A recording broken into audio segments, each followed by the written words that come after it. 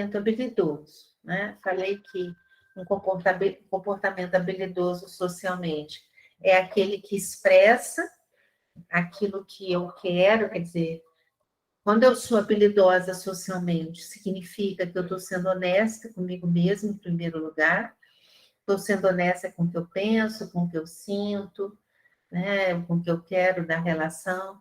Só um minutinho, pessoal, um minutinho só.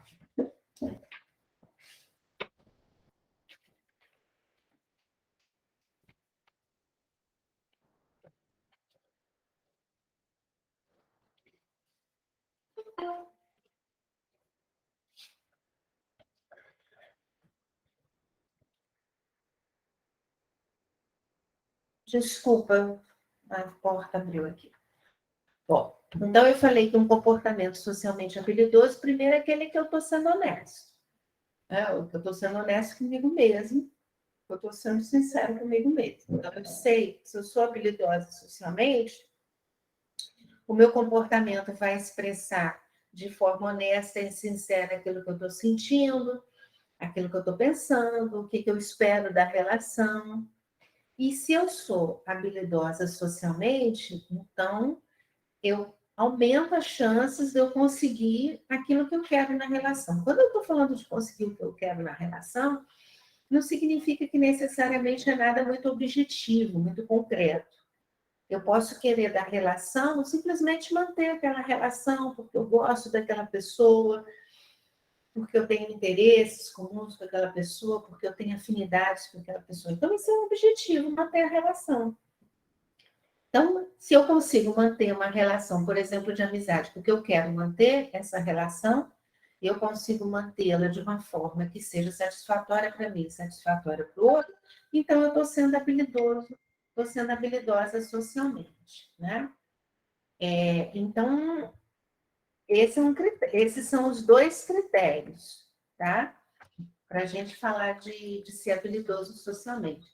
E aí, depois eu falei para vocês que o comportamento de habilidades sociais, né, ser habilidoso socialmente, não é só o comportamento em si, mas é todo o aspecto cognitivo, afetivo que está envolvido. Então, quando eu sou habilidosa socialmente, eu, por exemplo, consigo fazer uma leitura adequada da situação em que eu estou envolvida, eu consigo fazer uma leitura razoavelmente boa da pessoa com quem eu estou interagindo naquele momento, eu consigo fazer uma leitura razoavelmente boa de mim mesma.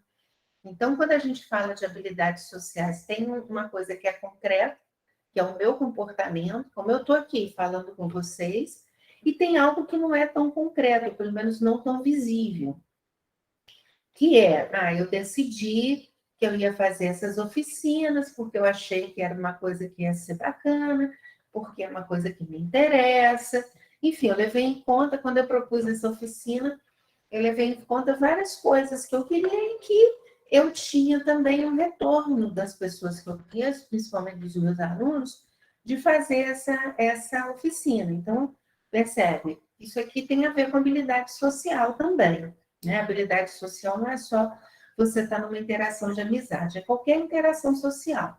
Então, quando eu faço uma boa leitura de todos esses aspectos e eu consigo ser coerente também com isso, então eu estou sendo habilidosa socialmente, né? Então, existe o comportamento que é habilidoso socialmente. Então, a habilidade social é um termo geral e dentro dele tem o comportamento especificamente, aquilo que você vê, a maneira como a pessoa fala, o jeito como ela fala, o tom, a velocidade, o, o contato visual, e tem aquilo que eu avalio da situação, né? Seja de mim, do outro, da situação. Então, tudo isso aí é o que vai compor as habilidades sociais, tá? Então, isso foi isso que a gente falou na última vez que nós nos encontramos, que foi na quinta-feira, né? E aí, né, dentro desses comportamentos sociais, né, a gente tem várias habilidades sociais. A gente tem a habilidade de chegar num determinado lugar em que eu talvez não conheça as pessoas e interagir com essas pessoas, ou seja, iniciar, por exemplo, algum tipo de relacionamento, alguma troca social quando eu não conheço, por exemplo, ou até quando eu conheço também, esse comportamento de iniciar alguma coisa. Existe uma outra habilidade social, que é a habilidade de manter uma conversa, né? Manter uma interação social. Isso é habilidade. Por exemplo, se eu viro para alguém, né? Sei lá, eu estou conversando com a Tainá, chego, aí eu viro para a Tainá e falo, não conheço a Tainá. Aí eu falo, oi, Tainá, meu nome é Denise. O dia está frio hoje, né, Tainá? Não é que seja um início ruim, mas é um início muito, como é que eu vou dizer? Que não fala de mim. É diferente de eu chegar e falar, oi, Tainá, tudo bem? Você está aqui, está fazendo essa oficina? Você gostou da primeira aula? Então, é diferente, né? Então, né? Por exemplo, a gente às vezes inicia conversações com a outra pessoa e a outra pessoa responde sim, não. Diante de um sim ou não, como é que eu vou prosseguir, né, pessoal? Assim, tem que fazer uma mágica, né? Não, tem um que é pior do que todos os sims ou não. É quando a pessoa vira para você e fala normal. Eu simplesmente não sei. Tá aí lá, eu não sei. Vocês estão rindo, Invelise, mas eu não sei o que significa a palavra normal. Alguém me responde assim: normal. O que é isso? Eu estou normal? Ela está normal? É normal começar falando? Eu não tenho ideia do que isso significa, né? E acaba que é meio desestimulante, né? Assim, respostas monossilábicas são um pouco, desestimulam um pouco a gente, né? A interagir, né? Então, manter a conversa é uma coisa interessante. Denise, Expressar. Oi? Fala. desculpa interromper, isso é muito comum quando a gente está atendendo adolescente. Aí eu peço para justificar o que é normal para você. Não é? É assim, Cheguei nessa fase. não é? Então, pois é, né? Você já passou da fase da adolescência, você entende, né? Porque eu atendia, a Tainá era minha aluna quando ela era adolescente, viu, Tainá? Agora é a minha vingança. Você vai encarar os adolescentes falando para você, normal, normal. Enfim, então isso é uma outra habilidade social. Uma outra habilidade social também é a expressão de sentimento, tanto sentimento negativo quanto sentimento positivo, né? Eu elogiar alguém, eu dizer, poxa, que bacana que você fez isso, que legal, eu gostei muito de te encontrar, eu gostei muito de encontrar vocês hoje numa segunda-feira, como também negativo, poxa, Invelise, você naquele dia, eu fiquei meio chateada com você, porque você falou X coisa para mim. Então, expressão de sentimento é uma habilidade social, né? Por quê? Porque a expressão de sentimento, gente, não é a mesma coisa que desabafar, né? Eu estou com raiva do Diego. Diego, eu já usei a Tainá e a Invelise, agora é a sua vez. Eu estou com raiva do Diego. Sair xingando o Diego não tem nada a ver com ser habilidoso socialmente, tem a ver com eu. Tem até um certo aspecto de vingança aí, de fazer algo que o Diego vai se chatear porque ele me chateou. Isso não tem a ver com habilidade social. A gente consegue ser habilidoso socialmente, mesmo quando a gente está falando algo que é desagradável, que não é a, a, o Diego, ele é fogo, gente. O Diego, ele não perdoa. Há muitos anos atrás, eu disse que eu ia dar um chocolate, falei, tem anos isso. E ele até hoje se lembra disso. E ele faz questão de me perguntar isso, né, Diego? Diego, isso não é habilidoso socialmente, ficar cobrando chocolate dos outros, principalmente no dia quente, porque o dia frio como esse, está um frio danado aqui no Rio. Em Teresópolis, então, Diego, deve estar terrível. Mas, enfim. Mas, olha só, tirando a brincadeira, até que o Diego foi socialmente habilidoso. Estou aguardando o chocolate, pode ser uma... Ele foi irônico, né? Mas né? Ele colocou a coisa, fez uma cobrança assim, muito sutil, de uma forma engraçada, né? Vou pensar no seu caso, se eu vou te dar um chocolate aí. E por aí vai, enfim. Então, expressar sentimentos é uma habilidade social. E hoje eu queria falar de duas habilidades sociais que elas não são antagônicas, mas elas se complementam, tá? Assim, antes delas, tem uma habilidade social que são as habilidades de trabalho, né, gente? Assim, eu estou falando aqui com vocês, lógico que a gente está para uma plataforma digital, né? Mas falar com alguém, falar com essa quantidade de pessoas que no momento são 23, é uma habilidade social. Falar com o meu chefe, com a minha chefe, apresentar uma aula, receber um feedback de alguém, fazer um feedback no trabalho, isso são todas habilidades sociais que são de trabalho, porque são habilidades que a gente precisa ter muito claro, exercer essas habilidades no ambiente de trabalho. Eu sei que a maioria aqui é psicólogo, né? Já deu para perceber, pelo menos os que eu conheço aqui, ou é psicólogo ou está se formando. A gente tem uma série de habilidades sociais, né, pessoal, quando a gente está exercendo a psicologia, que são habilidades sociais de trabalho. Uma delas eu até vou falar hoje, que é da empatia. Mas tem outras habilidades, né? Por exemplo, a Tainá estava falando, né? Dessa coisa de você receber um paciente que só fala, um adolescente que você diz, oi, tudo bem? E aí, o que traz você aqui? Ah, normal. Quer dizer, o que você faz com isso, né? Se você é psicólogo, você vai fazer o quê? Assim, dependendo. Se você não está exercendo a profissão, dá vontade de você ficar calado olhando para ele, né? Mas se você não é, você vai ter que criar uma forma de interagir com ele. Não vai crivar ele de perguntas, né? Vai tentar conduzir, vai tentar falar de uma forma que ele fique mais relaxado, que ele fique mais tranquilo, que ele se abra com você. Como isso? Como essa condução dessa conversa é uma condução profissional, isso é uma habilidade de conversação que tem a ver com a prática profissional, né? Mas, então tem as habilidades sociais de trabalho. E eu queria falar hoje, né, de duas habilidades sociais que são um pouco mais difíceis, né? Não que seja difícil, assim, uma seja mais difícil do que a outra, porque é meio complicado. Uma pessoa, por exemplo, com muita dificuldade socialmente falando, iniciar uma conversa é muito complicado.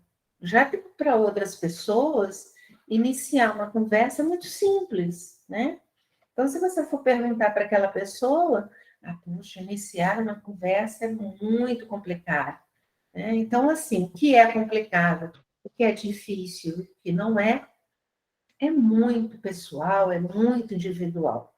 Mas, né, existem pesquisas que falam que tem algumas habilidades sociais que são mais difíceis. Oi, Ana, você está falando que tem essa dificuldade aqui de começar uma conversa, né? Eu conheço umas pessoas, Ana, que conversam até com pedra, né? Até com a parede elas conversam.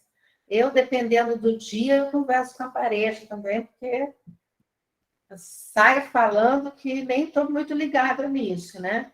Quando eu era mais nova, eu tinha mais dificuldade. Hoje em dia, eu acho que eu já perdi um pouco a vergonha na cara e falo qualquer coisa que me vem à cabeça, não tenho essa dificuldade. Mas é difícil, né? Quando você não sabe por onde começar, você fica ansioso, você fica se perguntando se você vai conduzir uma conversa legal, se a pessoa vai gostar de você, se você vai trazer uma conversa interessante, né? Então, assim, isso tudo dificulta o início. E essa dificuldade realmente é uma coisa que faz parte da vida de muitas pessoas. Isso não é não necessariamente nenhuma psicopatologia, não, né? Porque você começar a conversar com alguém, é a primeira coisa, relaxar, né? É isso, né? É isso, Ana. A pessoa que começa a falar com você na fila e você não sabe o que falar, né? Tem gente, pior, Ana, é que quando você às vezes está na fila e alguém começa a falar com você, você olha assim, você fica assim, ai meu Deus do céu, onde eu fui amarrar minha égua, que era como a gente dizia na minha época. Ela, meu Deus, o que eu estou fazendo aqui? Porque você percebe nitidamente que aquela pessoa não é uma pessoa que você queira especialmente dar papo, né? Porque às vezes tem uma conversa muito desinteressante, é só reclamação, né, Franciele? Ou às vezes ela fala de coisas que você já de início você consegue perceber algumas coisas, como por exemplo, às vezes já aconteceu comigo, deve ter acontecido com vocês, a pessoa começa a falar, você já percebe que ela é uma pessoa bastante, por exemplo, preconceituosa, preconceitos quando a mulher fala um monte de coisa, fala que umas posições, né, agressivas de matar bandido, matar isso, classificando as pessoas como se fossem dessa maneira. Então, não é nem uma pessoa que tu queira falar muito, né? Então, eu imagino, essas situações são situações bem, bem complicadas, né? Mas, uma habilidade que existem pesquisas chamando a atenção para a dificuldade dessa habilidade é a assertividade, é o que a gente chama de assertividade, né? O termo, pessoal, assertividade é um termo que tem uma tradução meio complicada, né? E ela, ultimamente, tem sido usada de uma forma discriminada, pelo menos da forma como eu vejo, né? Na realidade, quando se começou dentro da TCC a falar de assertividade, se falava de autoafirmação, né? Porque a tradução do inglês era esse, autoafirmação. Só que a autoafirmação é alguma coisa que, dependendo do sentido que você dá, ele tem um sentido negativo, que é como se você fosse se afirmar sobre o outro, como se você fosse se colocar numa posição melhor do que o outro, se autoafirmar, né? E aí, com o tempo, se tirou essa ideia da autoafirmação e se passou para a ideia da assertividade, né? Então, a assertividade é uma habilidade social. Rapidamente, o que é ser assertivo, né? Ser assertivo tem a ver com você, até tem a ver um pouco com o que a gente já falou, né? Se você ser coerente com os próprios desejos, com as próprias vontades, e você também levar em consideração o que o outro está querendo, a maneira como o outro é, né? A assertividade, por que a assertividade é uma habilidade difícil, né? Porque, assim, se a gente definir a assertividade desse jeito, ela é muito parecida com a definição de habilidade social. Mas a assertividade é uma habilidade que que está envolvida principalmente em situações de conflito, né? Eu dei na semana passada exemplos como você negar um pedido para alguém, você fazer um comentário acerca do outro, de alguma coisa que o outro fez ou falou que você não gostou, você expressar um sentimento negativo, por exemplo, de raiva, de tristeza, e por aí vai, né? O materialzinho que foi colocado lá no grupo, ele é um livrinho sobre assertividade. Ele tem um título engraçado, mas ele é sobre assertividade. Então, assim, assertividade tem a ver com situações de potencial conflito. Porque se alguém vira para mim e me pede alguma coisa e eu digo, não, eu não vou fazer, porque eu não quero, eu não estou. Sim, Suzana, vou pedir a Beatriz para enviar, tá bom? Enfim, então, assim, se, por exemplo, a Suzana, o material pode ser enviado novamente, vamos supor, tá, Suzana, não que isso traduza o que eu quero, porque para mim é muito simples, né? Mandar de novo. Mas vamos supor que eu não queira fazer. Né? Então, assim, dizer não para o outro é uma situação de potencial conflito. Por quê? Porque o outro vai ficar chateado comigo, o outro vai ficar. A outra pessoa pode não ficar chateada, mas ela vai ficar frustrada, porque o não é sempre frustrante, né? E aí, essa frustração, ela pode implicar num conflito, um conflito entre as pessoas, né? Então, por isso que a gente fala que essa atividade é uma habilidade social difícil, porque é uma habilidade social que tem a ver com situações de potencial conflito, onde existe uma possibilidade real, concreta, de uma ou outra parte, ou ambas as partes, ficarem chateadas entre si, desenvolverem sentimentos de raiva, de tristeza, de mágoa, de ressentimento, ou seja lá do que for.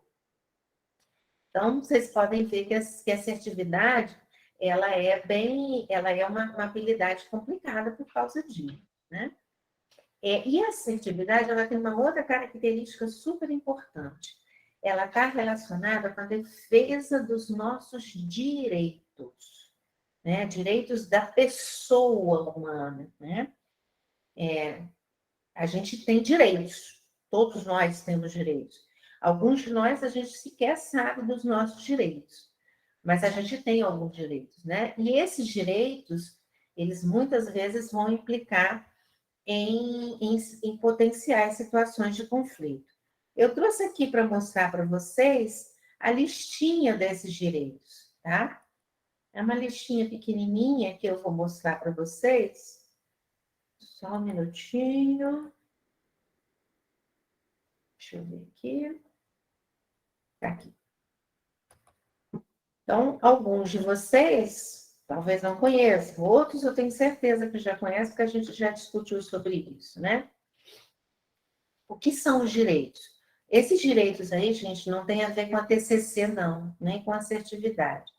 Esses direitos são direitos humanos. Eles estão na Carta da Organização das Nações Unidas, tá? Eu só coloquei eles de uma forma mais simples. Então, quais são os direitos humanos? Eu tenho direito de recusar pedidos sem me sentir culpado ou egoísta, ou até tenho direito de recusar pedidos e ainda assim me sentir culpado. Né? Essa é uma questão importante aí, né, da culpa, né? Mas a questão básica, depois eu vou voltar a isso, mas a questão básica desse direito é o direito de dizer não, né? Sem que necessariamente isso seja algo errado. O sentir-se culpado é no sentido assim de eu dizer não para alguém, eu recusar alguma coisa, é algo, é algo errado que eu estou fazendo. Ou como muitas vezes as pessoas nos dizem, nossa, mas como você é egoísta, você não está fazendo essa coisinha tão simples para mim, mas eu tenho direito de dizer não, né? Eu tenho direito de pensar antes de agir. Então, muitas vezes as pessoas querem que a gente faça algo na velocidade delas, a gente vai fazer algo na velocidade dela. Ela quer que a gente faça algo, mas tem que ser na velocidade do outro. E eu não tenho que fazer isso.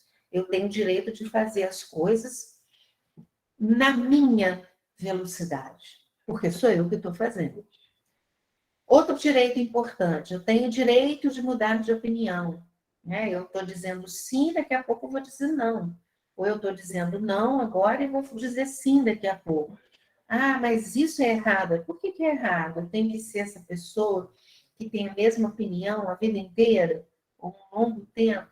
Lembrando que somos pessoas mutáveis, né, pessoal? Então, assim, mudar de opinião, mudar de perspectiva é algo que acontece com o ser humano e provavelmente, muitas vezes, é muito bem-vinda essa mudança de opinião. Eu tenho direito de pedir, então, da mesma forma que eu tenho direito de recusar, eu tenho direito de pedir, mesmo sabendo que a outra pessoa pode dizer não. Mas eu tenho direito de pedir. Se a pessoa dizer não, ela está exercendo o direito dela, né? Eu tenho direito de não ser perfeito, Ou seja, eu tenho o direito de ter defeitos. Olha que coisa assim fantástica, né, pessoal? Eu acho isso fantástico, porque esse direito ele é muito interessante para mim, de uma forma particular, porque eu sou o tipo de pessoa que me cobro muito. Então, eu tenho uma expectativa, hoje muito menor do que foi no passado, muito alta, de que eu tinha que ser perfeita, né? Hoje eu já consigo não ser perfeita. E uma outra questão é que o outro tem direito de não ser perfeito, e mesmo assim, ele continua sendo uma pessoa de quem eu gosto, uma pessoa que eu admiro, uma pessoa que eu tenho que respeitar. Não é porque ele cometeu erros que ele imediatamente entra na categoria das pessoas que não têm, entre aspas, valor, né? Outro direito importante que tem muita relação com a assertividade é o direito de ter opiniões e expressá-las, né? Eu tenho o direito de ter opiniões, eu tenho o direito de não falar dessas opiniões se eu quiser, ou falar dessas opiniões se eu quiser. Então, são dois direitos que estão envolvidos aí.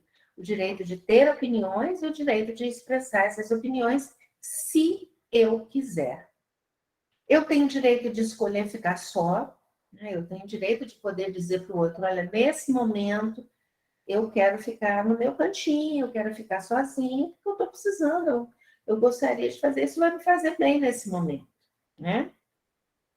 Eu tenho o direito de escolher se eu quero agradar ou não as outras pessoas, se eu vou fazer algo pelas outras pessoas ou não.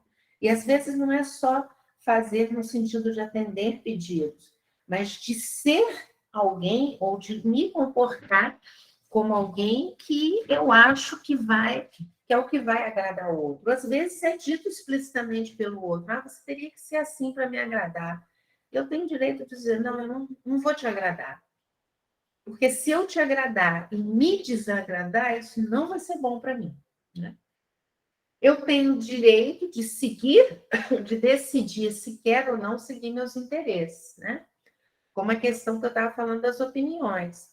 Eu tenho direito de ter opiniões, e dependendo do meu interesse, eu tenho direito de expressar essas opiniões e tenho direito de não expressá-las. Isso aí é uma decisão minha.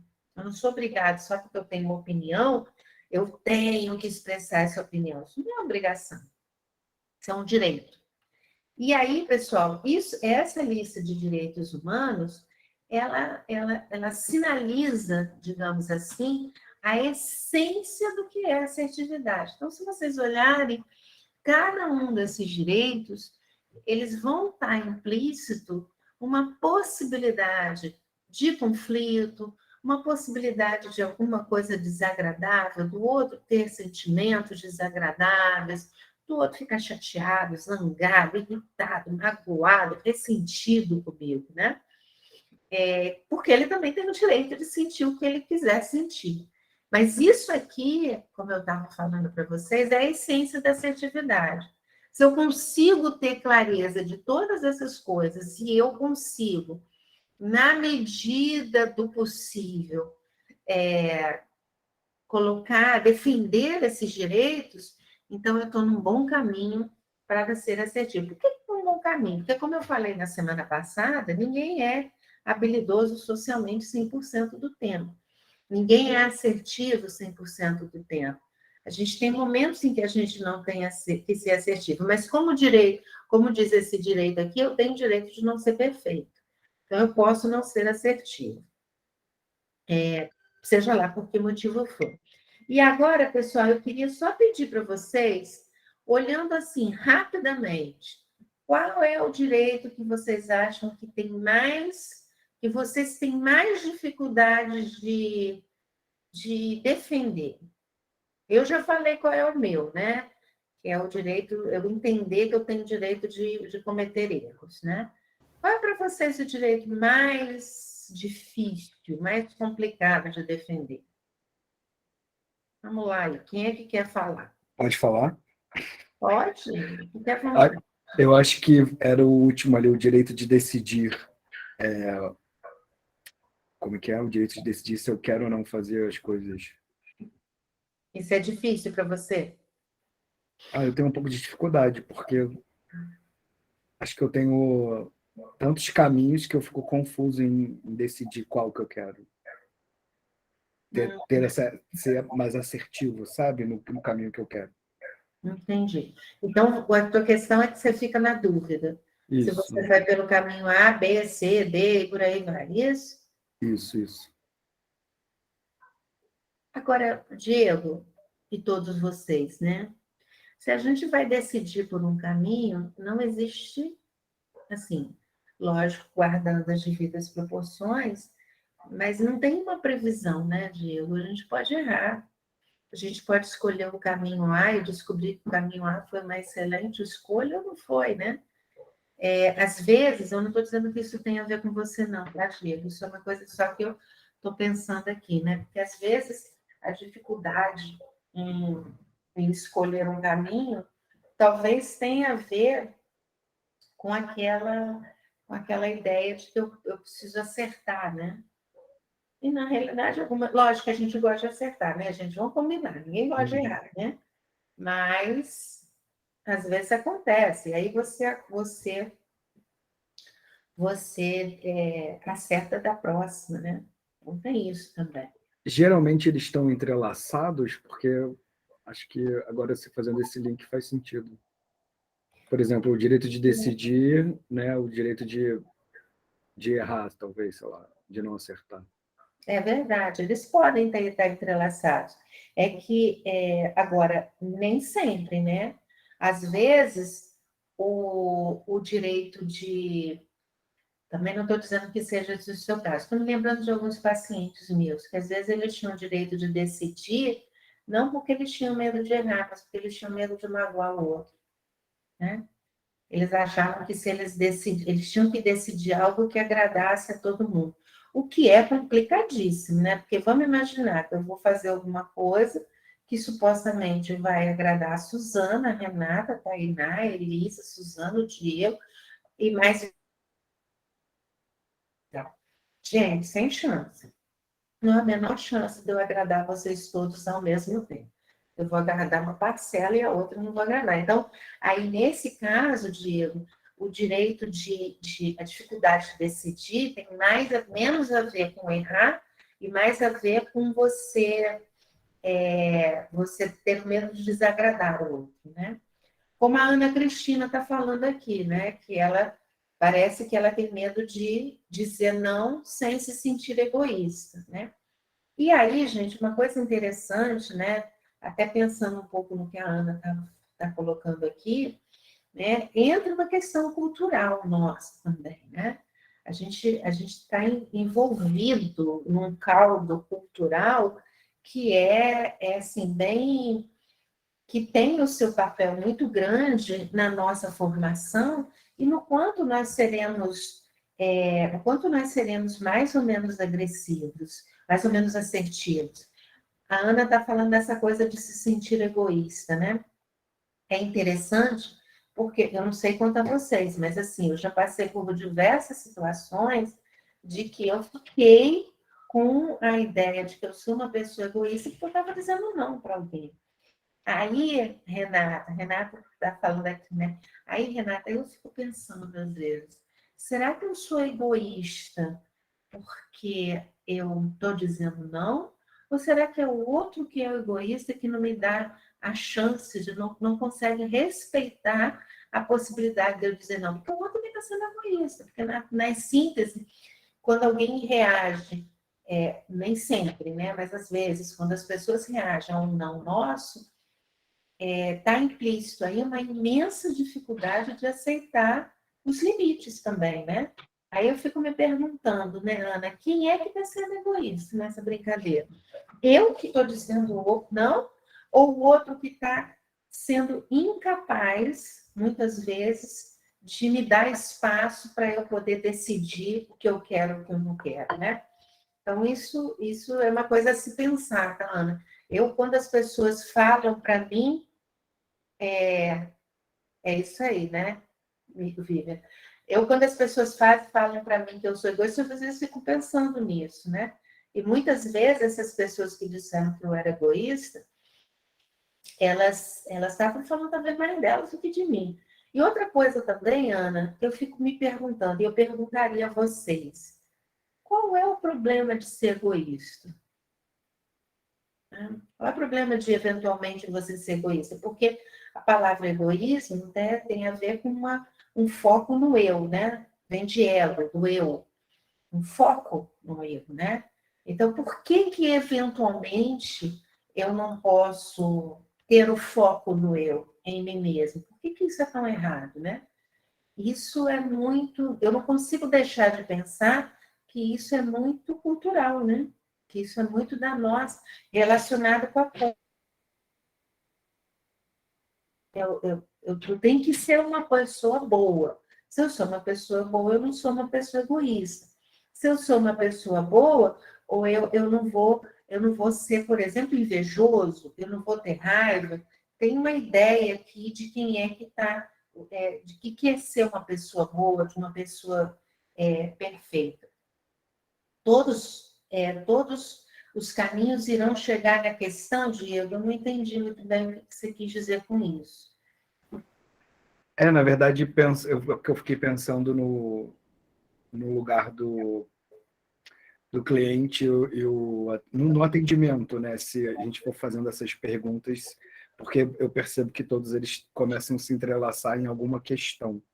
É verdade, eu concordo totalmente com você. Eu acho que eles se entrelaçam, sim. Os laços que são feitos, né? As costuras que são feitas entre esses direitos são costuras diferentes, mas tem uma costura ali entre eles de alguma forma.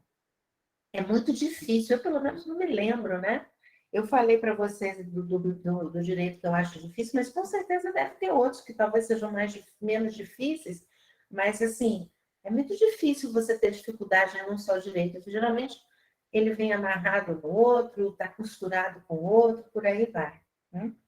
Mas quando a gente começa a questionar esses direitos, quando a gente começa a conversar com o nosso paciente sobre esse direito, essas questões todas vão aparecendo, e outras milhares de questões estão aparecendo.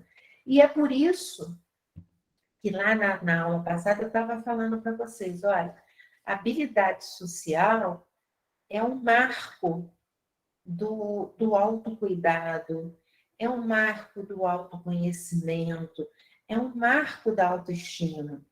Porque, por exemplo, quando eu consigo entender que eu tenho o direito de dizer não, mesmo que o outro diga para mim que eu sou egoísta, por exemplo, eu estou falando de autoimagem, né, pessoal?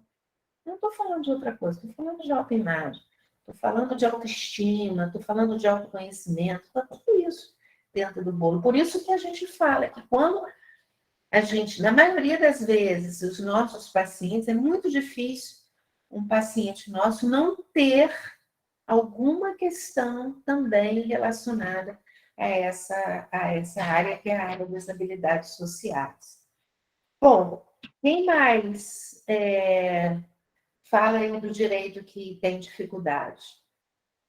Oi, Tainá, fala aí.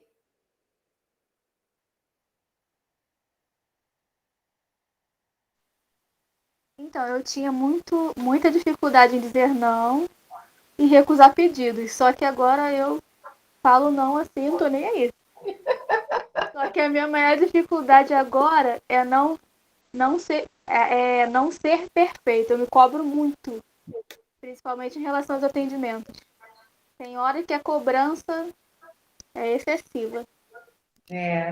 Vamos fazer uma dupla sertaneja, Tainá, eu e você, de autocobrança, né? Acho que a Vívia também vai entrar, vai fazer um trio, né, Vívia? Não, professor, eu quero perguntar para a senhora, estou meio rouca, não sei se vai dar para entender. O primeiro direito, que tem a ver com a culpa, eu acho que eu entro aí. Uau. Eu acho, quer dizer, eu me cobro demais quando eu me sinto culpada de alguma coisa, sabe? Eu chego a não conseguir nem dormir. Eu não consigo dormir, eu fico me cobrando muito. Ai, eu tô me sentindo culpada disso. Aí fico ali martelando naquilo, mas depois eu tento ressignificar e deixo ir, porque senão. É. Agora, Vivian, a culpa, né? A culpa tem a ver com essa questão do dizer não, mas também tem a ver com a questão do ser perfeito, que eu acho que era um pouco o que a Tainá também estava falando, né? Aquela coisa do, eu tenho que fazer tudo certinho, e aí quando eu desconfio que eu fiz alguma coisa errada, que eu pisei na bola, que droga, eu não sou tão perfeito. E aí eu começo a me cobrar, né? A me sentir culpada e a me cobrar. Eu acho que também tem a ver com isso. Eu acho que a culpa está nos dois aspectos, né? Perfeito, professora, é isso mesmo. A gente quer perfeição, mas a gente não é perfeito. Perfeito só Deus. É verdade. E aí o resto, pessoal? Quem é que vai se levantar aí e falar o que, que quer, o que, que acha que é difícil dos seus direitos, aí, de defender os seus direitos? Mais alguém aí?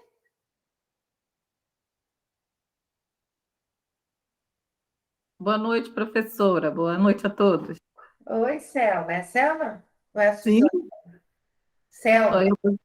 Oi.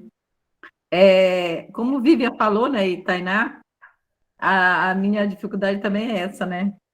Me sentir culpada quando eu digo não, né, para um amigo, para os meus filhos.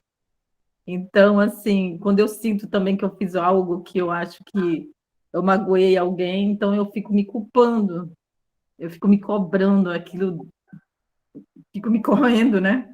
Porque, na realidade, eu não queria que a pessoa se sentisse, sei lá, rejeitada com o não, ou porque eu estou sendo má por dizer o não.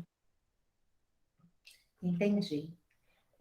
Selma, você sabe que você me lembrou uma coisa que não é nem da TCC, tá? É da Gestalt.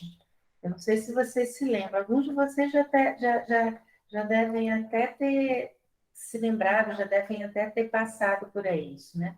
Olha só que interessante a oração da Gestalt, Selma. O resto também. É assim, a do Pius. Pius foi um teórico alemão da Gestalt terapia. Então, ele falava o seguinte: eu sou eu, você é você. Eu faço as minhas coisas e você faz as suas coisas. Não estou nesse mundo para viver de acordo com as expectativas e nem você está de acordo, nem você está para viver de acordo com as minhas expectativas. Se por acaso você não está de acordo, você é você e eu sou eu. Se por acaso nos encontrarmos, é lindo. Se não, não há o que fazer. Eu acho isso tão bonito. Vocês se lembram disso? Deve se lembrar, Tainá Eu também. não, professora, eu não conhecia, juro. Eu vou procurar. Vai lá procurar. Muito Ivelisse, lindo. Selma Digita aí, Dalvez, professora, qual é o tema? Sim, Pode falar. sim, é a professora. oração da Gestalt. Eu vou procurar aqui. Então Eu é muito. eu levo essa oração para a vida. Maravilhosa. Oi, Selma. É muito boa, assim, professora. A gente só tem que colocar em prática aqui. Mas isso que você falou, por isso que o que você me falou me lembrou isso, né? Porque é bem É, isso mesmo. Eu tô aqui, você está aí. Se a gente se encontrar e se a gente se entender, ok, mas eu tenho a minha vida, eu tenho as minhas perspectivas e você tem as suas. E sim, não há nada de mal nisso, né? é verdade.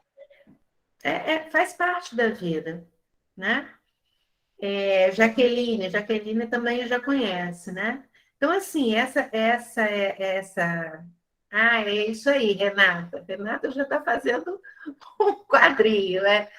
Mas, enfim, é isso, né? Isso tem muito a ver com assertividade, né? Agora, é lógico que isso é muito difícil, né? Eu não sei quanto a vocês, mas vai ficando mais difícil quanto mais íntima, né, é a nossa relação com o outro. A Selma tocou numa coisa muito, numa relação que é bem específica, que é a relação entre pai e mãe, né, mãe e filho, né, pai e mãe não, entre filhos e pais, né, que é uma coisa complicada, né, porque a gente, como é um amor, né, que a gente tem, que é um amor muito, na maior parte das vezes, muito importante para a gente, quando a gente sente que esse amor ficou abalado, porque temos opiniões diferentes, temos perspectivas diferentes, a gente acaba ficando muito magoado, ficando muito chateado. E aí, né, Selma, às vezes a gente abre mão de determinados direitos que a gente tem, por exemplo, de dizer não, ou quando a gente diz, a gente fica se sentindo culpada. Então, essas relações, elas são relações muito difíceis, né? Assim, é fácil, por exemplo, quer dizer, é fácil, depende muito de cada um, tá? Mas talvez seja mais fácil falar não para quem a gente não conhece, né? É verdade. E para quem a gente conhece, tem proximidade. Eu aprendi a dizer não, Selma, eu fazia um exercício. Hoje em dia eu nem faço esse exercício mais, porque tinha uma época, né, que as pessoas que vendiam cartão, a Tainá, eu acho que eu já contei essa história para ela. Tinha uma época que as pessoas, por exemplo, que vendiam cartão, vendiam coisas para a gente, ligavam para a gente, né? Então, eu me lembro que era muito divertido. Eu ficava falando não para a pessoa. Não, mas você quer não sei o quê? E eu não queria. Não, sabe? Não quero. Não, era um exercício que eu fazia na época que eu tinha dificuldade de dizer não. Era o exercício que eu fazia para dizer não. Então, era interessante. Eu até me divertia. De uma hora que a pessoa desistia de tentar me vender aquilo que ela queria me vender e que eu não estava afim, né? Denise, sabe o que eu me lembrei? Ah, Quando a gente entra numa loja e o vendedor quer ajudar. Não, não quero, só tô dando uma olhadinha. É uma boa isso. prática, É né? uma boa prática, é uma boa prática. A Jaqueline botou aí a oração da questão. Valeu, Jaqueline, obrigada. Agora, gente, esse dizer não, e aí que também tem a ver com assertividade, que é sempre a busca de um posicionamento conciliatório, né? Então, assim, quando a gente diz, a gente tem o direito de dizer não, não quer dizer que a gente não está nem aí para o outro. Muitas vezes quer dizer que a gente pode tentar uma conciliação. Eu posso dizer não para aquilo especificamente que está sendo vivido naquela hora, mas eu posso dizer sim para outras coisas, né? Então, assim, tentar atingir uma conduta conciliatória é alguma coisa que é importante nesse momento. É a mesma coisa, por exemplo, eu tenho direito de estar só, né? Eu tenho direito de estar só, realmente. Agora, às vezes, né, você quer ficar só, né? Eu vou colocar essa questão para vocês, se vocês pensarem nela, né? Às vezes você tem o direito de ficar só, você sempre, aliás, às vezes não, você sempre tem, porém, numa determinada situação, você percebe que o outro, que é uma pessoa que você considera muito, ele precisa de você naquele momento. E aí, o que eu faço? Eu quero ficar com o outro, porque eu gosto da outra pessoa, eu quero dar apoio para aquela pessoa, mas naquele momento eu quero ficar só. O que eu vou fazer? Né? Então, assim, tem situações em que a gente não leva, o que eu quero dizer é o seguinte, a gente não leva só em consideração o nosso direito, leva em consideração várias outras coisas também, inclusive o se colocar no lugar do outro, o tentar entender qual é o lugar do outro naquele momento, o sofrimento do outro, né? Então, às vezes eu posso também assertivamente dizer sim, mesmo quando eu não quero dizer, quando eu quero dizer não originalmente, não porque eu estou sendo obrigada a dizer sim, mas porque naquele momento alguma coisa lá daquela situação me fez parar e pensar, mas será que é tão importante eu dizer não naquele momento? Será que eu não posso levar em consideração outros aspectos da situação? Então, ser assertivo também é isso. Ser assertivo nunca é uma coisa cega. Eu tenho que dizer não e acabou. Não, nunca é assim. Oi, Márcia, fale. Oi, professora, boa noite. Oi. Não, você falando aqui, eu estou pensando, por exemplo, a pessoa que às vezes reclama que não tem amigos, isso acontece muito com adolescente, né? Tudo bem, ela está exercendo o direito, às vezes ela quer ficar sozinha, né? Mas, às vezes, ela não se esforça tanto, né? Não procura ter uma habilidade social para chegar ao ponto de cativar uma amizade, né? É isso que é a minha pergunta.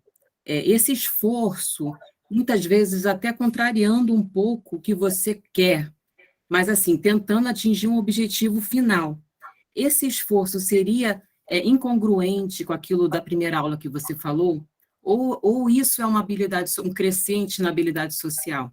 Porque às vezes no início vai ser um esforço, mas depois lá no futuro vai ser uma coisa normal para aquela pessoa, né? Então, às vezes, também é bom enfrentar um pouco ali essa nossa. Porque às vezes a nossa tendência a gente quer ficar realmente caladinho, quietinho no canto. Mas depois a pessoa vai se sentir sozinha, vai colher o fruto desse isolamento, né? Então, não sei se eu me deixei entender, se eu me fiz clara. Super clara, Márcia. Eu acho que você trouxe, inclusive, um exemplo muito legal. Eu estava, inclusive, pensando num paciente meu, né? Ele não era propriamente aquele tipo tímido, mas ele era uma pessoa bem fechada. E ele sofria muito com essa coisa de ser fechado, porque ele se sentia muito solitário, né? E ele dizia, eu não estou afim de fazer tal coisa, eu não estou afim de interagir. E ele ficava nesse dilema, né?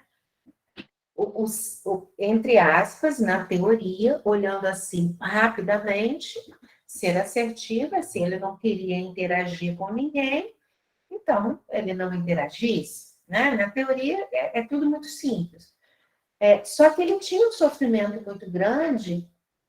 Por quê? Porque essa coisa do não querer interagir não era tão simples o não querer interagir. Era eu tenho medo de querer interagir. Porque é lógico, né, gente? Se eu tenho medo, eu tenho medo, já dei esse exemplo aquele dia na aula. Eu tenho medo de roda gigante. Um dia a minha sobrinha de 9 anos virou para mim e falou assim: tia, a gente podia ir na roda gigante, né?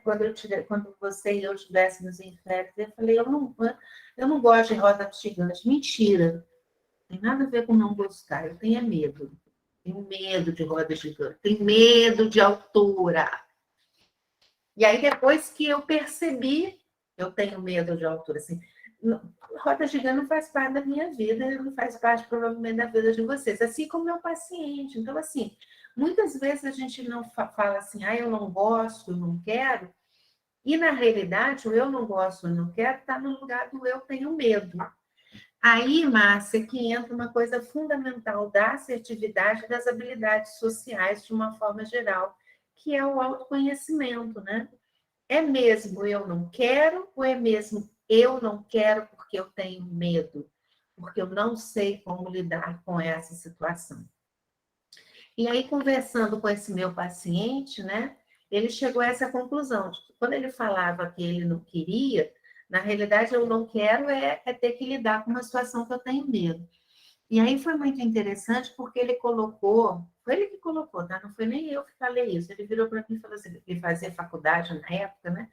Ele colocou lá, depois de a gente conversar bastante, ele colocou como objetivo ele falar com pelo menos uma pessoa da sala dele, com quem ele que estava mais próximo ali na sala dele, ele falar com pelo menos uma pessoa, sempre se colocando esse desafio, entendeu?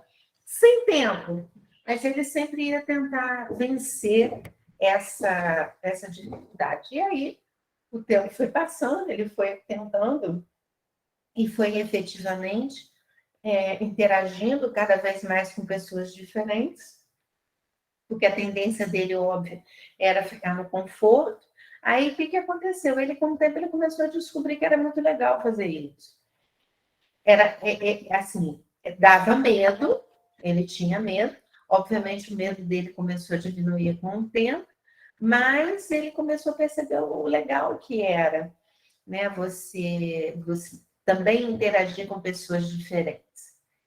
Como eu disse, ele não era uma pessoa altamente tímida, nem nada disso, né? Mas, enfim, eu acho que eu me lembrei desse exemplo, Márcia, porque eu acho que você está falando de uma questão muito importante, que é também você decidir não por aquilo que vai acontecer agora, mas também com uma perspectiva de futuro, né? O que é que eu quero no futuro?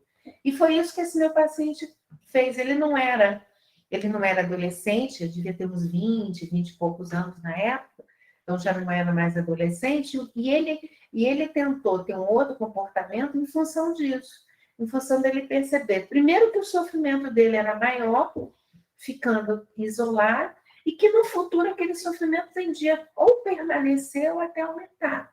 Então, ele fez a opção de vencer aquele medo. Né? Então, Ótimo exemplo, professora. Gostei muito do exemplo. e aí eu acho que é muito Legal. isso que você está falando, né? Qual é a escolha que eu vou fazer, né? Agora, eu tô contando, né, gente, um exemplo entre aspas, de sucesso, né? Porque a gente não conta nunca exemplo de fracasso, a gente só conta exemplo de sucesso. Acho que a gente faz que nem nos livros, né?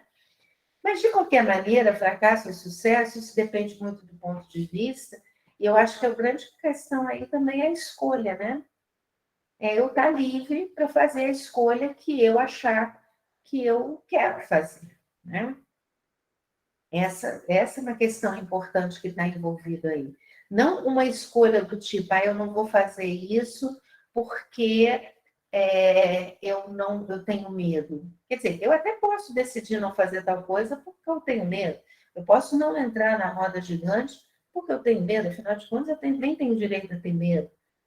Mas se eu tomo essas decisões baseadas no medo com muita frequência, eu certamente vou ter uma limitação na minha vida, na minha vivência, né? E aí é uma outra questão a gente a se pensar, né? Sobre isso aí, tá? Bom, eu tenho um outro quadrinho aqui, gente, que eu queria mostrar rapidamente para vocês. Depois eu vou botar no grupo. A outra apresentação eu coloquei no grupo, essa aqui também eu vou colocar, é uma coisa bem rapidinha, né? É só para mostrar para vocês uma coisa que a gente, às vezes, mostra para o nosso paciente, mas na maioria das vezes a gente tem isso em mente, né? Que são, assim, o que a gente ganha quando a gente é assertivo, né? Então, aqui a gente tem um quadrinho, né, que tem aqui quais são os ganhos, o que acontece quando eu sou assertivo, o que acontece quando eu não sou assertivo, ou, se vocês preferirem, quando eu sou passivo, e o que acontece quando eu sou agressivo. Então, por exemplo, o assertivo, ele é honesto, né? O não assertivo, ele é mais inibido. E o agressivo, ele é honesto. Só que, tanto o assertivo quanto o agressivo, eles são honestos. O passivo, não assertivo, não é honesto consigo mesmo.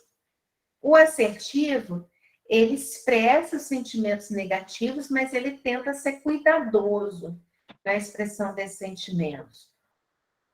O passivo, ele expressa muito pouco os sentimentos negativos, e quando ele faz isso, é sempre de uma forma inadequada. Às vezes meio torta, que ele não deixa muito claro, enfim. E o agressivo, ele expressa os sentimentos negativos, só que ele expressa de uma forma inapropriada. Geralmente, o agressivo, ele não respeita o outro, ele não tenta ver o lado do outro, por isso que é uma forma inapropriada. O ser assertivo, né, a pessoa assertiva, ela procura atingir os objetivos dela, mas ela tenta preservar, o quanto for possível, a relação. O não assertivo, ele não atinge os objetivos. Na maior parte das vezes, ele sacrifica esses objetivos para manter a relação. E o agressivo, ele faz exatamente o contrário. Ele atinge os objetivos dele estão em primeiro lugar, e ele sacrifica, ele prejudica a relação. O assertivo, ele é perseverante, ele insiste. O não assertivo, ele desiste rapidamente. E o agressivo, ele insiste sem avaliar as consequências. Aquilo que eu estava brincando com vocês, né? O cara está tentando me vender, ou na loja, como a Tainá estava falando, você fala, olha, muito obrigada, mas eu não quero. Muito obrigada, mas eu não estou interessada. É diferente de você insistir no seu ponto e agredir o outro. O assertivo, ele consegue discordar do grupo. O passivo, ele já não consegue muito fazer isso. E o agressivo, ele consegue discordar. O assertivo, ele defende os próprios direitos, mas ele respeita o direito dos outros.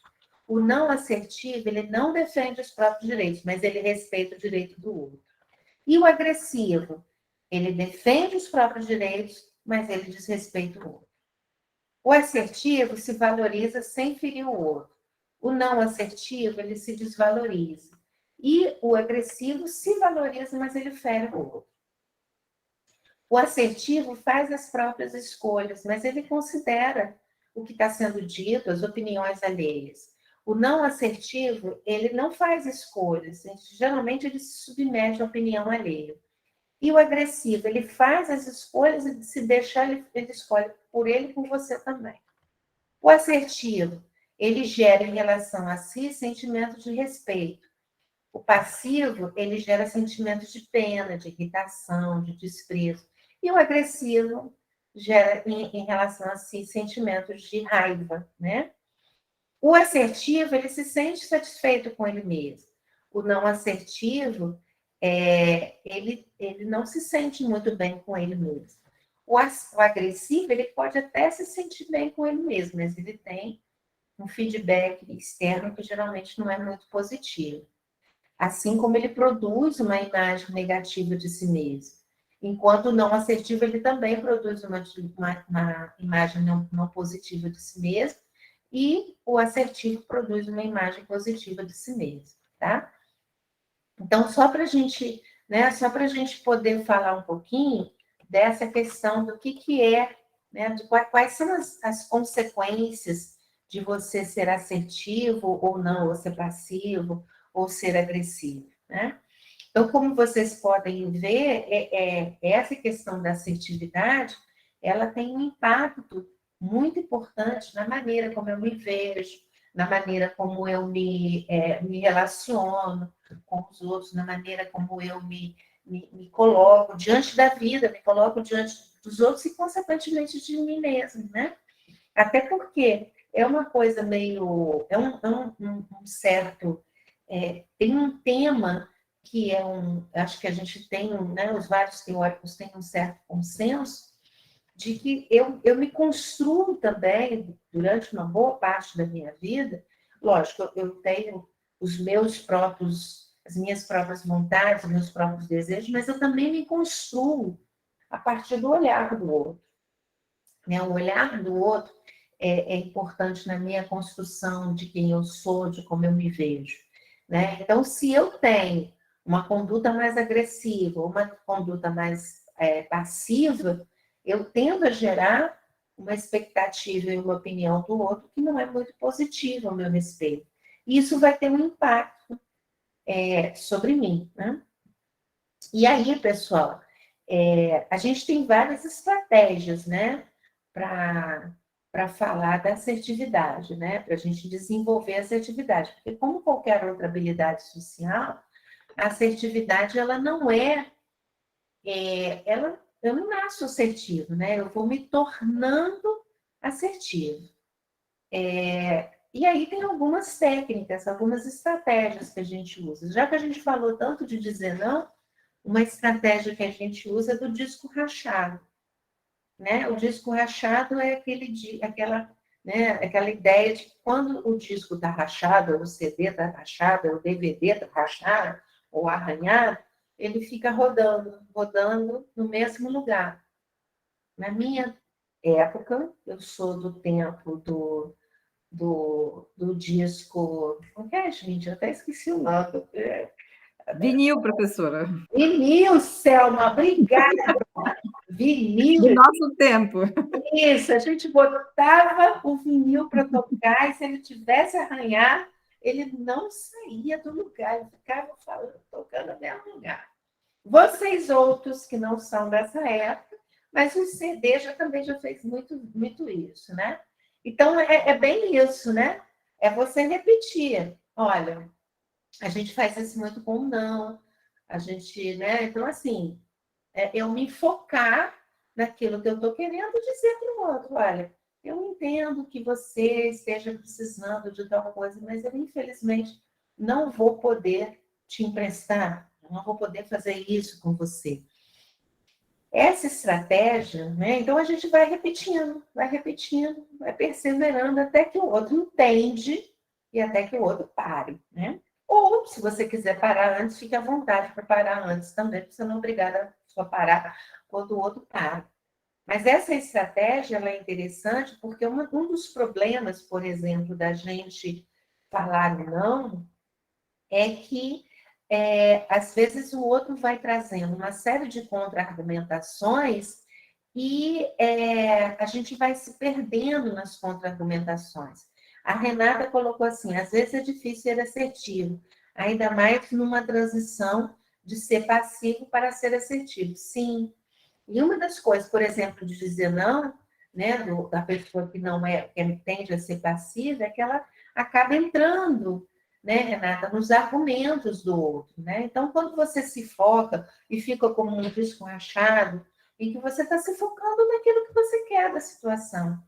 Você está se focando, olha, eu não quero fazer isso, enfim. E aí você fica dizendo não, repetindo não. E os motivos? Mas sem raiva, sem desespero, sem pressa, enfim. Então, esse é um exercício que a gente costuma fazer. Quem tem dificuldade de dizer não, gente, eu sugeriria que fizesse um disco rachado. Lógico que disco rachado, quando eu falei com filho, é mais difícil. Faz um disco rachado com alguém desconhecido, com alguém na fila de alguma fila, ou com alguém que é mais longe de vocês, porque vocês vão ver como vocês vão adquirir, primeiro, uma maior tranquilidade diante das argumentações do outro, porque muitas vezes a dificuldade de dizer não passa pelo fato da gente ficar tão ansioso com uma expectativa de ter que responder os argumentos que o outro está falando, porque o outro está me dizendo que eu sou egoísta.